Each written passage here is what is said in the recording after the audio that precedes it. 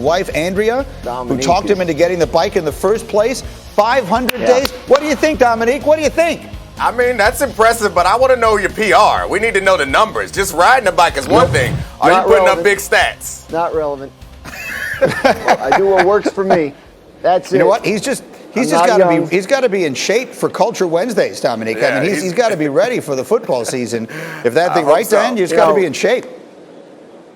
You're stuck inside for over a year. That bike is now one of my best friends. It's weird. The relationship is... All right, let's run the hurry up, meanwhile, Dan, through a bunch of quarterback situations and their contract situations. What's the latest on Lamar Jackson in Baltimore?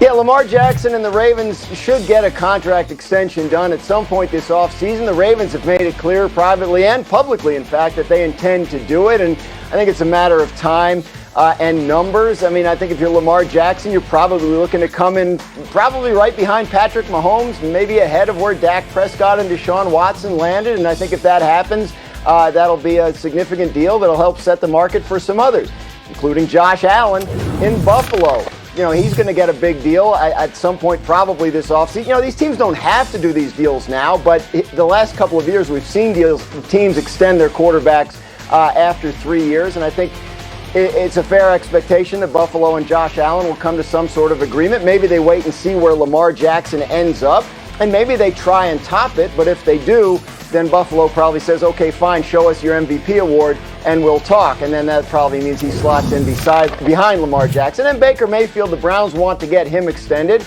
assuming it's at the right price. This is probably not a quarterback that's going to be able to demand what the first two guys I was talking about will, but he should still be able to get a high-end quarterback deal. Think about something in the neighborhood of, you know, what Carson Wentz and Jared Goff got a couple of years ago, maybe a little bit higher considering a couple of years have passed here. But if they can come to some sort of agreement in that range, I think it's fair to expect Baker Mayfield to be extended this offseason. If not, they'll play it out. Fifth-year option and possible franchise. The team has control if they do want to wait.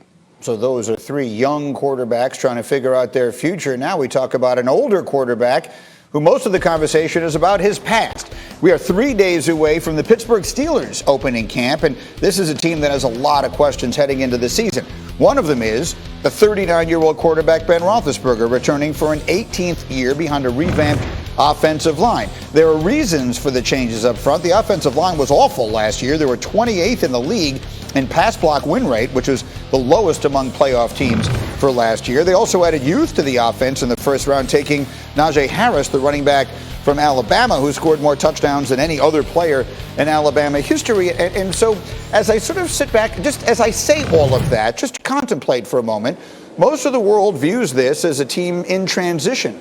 But if you were a team that's thinking about your future, Dominique, you don't have a 39-year-old quarterback, and you don't draft a running back in the first round. So they're behaving like a win-now team. Are they going to win now? I don't think they are going to win now, but I do think this is the Steelers' culture. Like when Ben Roethlisberger got hurt a couple years ago and we were like, hey, this might be a good time to line up a new draft pick, they went and traded for a safety and went all in on that team with Mason Rudolph playing quarterback. That's just the culture of the Steelers, and I think it benefits them most of the time. But by the end of this season, I'm not sure that they're going to be happy with their decision to go all in on their aging quarterback. Why do you say that?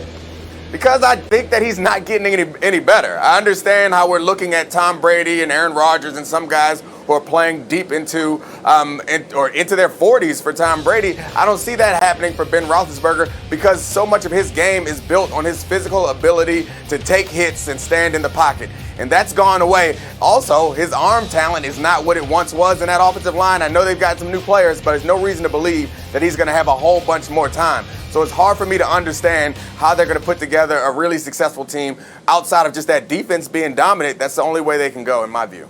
Rob Ninkovich, the conventional wisdom on this team is that they are basically the team that we saw at the end of last year, the last month of the season when they lost all those games. They're acting like the team that was 11-0. Like they remember that and they think they're just a move or two away from taking that in the next step. Which are they? Which are they closer to? Look, I mean, I believe in the Steelers. I think that they can get back to that team that was 11-0 with confidence. And look, you look at what they were doing last year. They were a one-dimensional football team. They were last in the NFL in running the football. Big Ben, even if he stays the same, they're going to be a better football team if they can run the football, number one, and protect the quarterback. When you have a 39-year-old quarterback, or 38 last year, and you're ranked 28th in pass protection, that's not good. So for me, this year, 2021, they're ready to go, and they're going to have a chip on their shoulder. They still have the same head coach, and I think Tomlin's a great coach, and he gets those guys ready to go. So I guarantee all this media stuff talking how bad they're going to be the worst team in the division is probably all over that locker room, and you better believe that he's going to have that team motivated and ready to play this year, because they're going to be just like they were when they were at 11-0, riding high in confidence, rather than what they were doing at the end of the year. So I believe in the Steelers. Dan, final word. I had a conversation with Pete Carroll when I was at Seattle camp a couple years ago about the concept of rebuilding, and he told me he doesn't believe in it. He said you go for everything you can possibly get every single year. The Pittsburgh Steelers operate that way. They are one of the great franchises in league history. They don't accept losing. Mike Tomlin has never had a losing season as a head coach. I think if you tried to convince the Steelers that they're a rebuilding team or they're not as good as other teams in the division, they would look at you like you're nuts. That's just not how they think. They brought back Ben Roethlisberger with the intention to win. Now, we can sit here and pick it apart and say the roster doesn't look as good as Baltimore's or Cleveland's, and that's probably true.